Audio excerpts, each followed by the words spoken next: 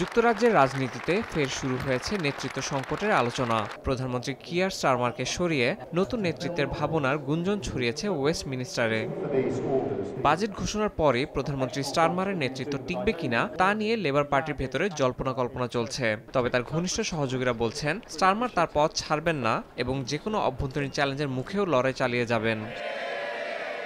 Starmer বিরোধী গোষ্ঠী তার মন্ত্রিসভারই কয়েকজন প্রভাবশালী সদস্যের দিকে তাকিয়ে আছে বলে জানা গেছে।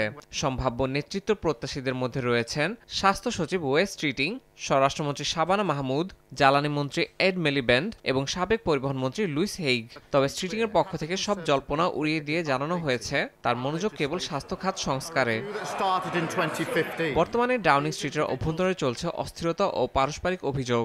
এক সরকারি সূত্র জানায় প্রধানমন্ত্রীর দল নিজস্ব সহযোগীদের বিরুদ্ধে নেতিবাচক প্রচারে নেমেছে। এতে দলের ভাবমূর্তি যেমন নষ্ট হচ্ছে তেমনি প্রশাসনিক স্থিতিও দুর্বল হচ্ছে। তবে স্টারমারের সমর্থকরা সতর্ক করছেন নেতৃত্ব পরিবর্তন মানেই হবে লেবার পার্টির জন্য রাজনৈতিক অস্থিরতা, বাজারের অস্থিতিশীলতা এবং যুক্তরাষ্ট্রের প্রেসিডেন্ট ট্রাম্পের সঙ্গে অর্জিত সম্পর্কের ঝুঁকি। তাদের মতে এখন নেতৃত্ব বদল মানে আত্মঘাতী সিদ্ধান্ত। এক জরিপে দেখা গেছে স্টারমারের জনপ্রিয়তা লেবার পার্টির ইতিহাসে সর্বনিম্ন পর্যায়ে। দলীয় কিছু মন্ত্রী মনে করছেন এই অবস্থায় মে পর্যন্ত সরকার টিকিয়ে রাখা কঠিন হবে।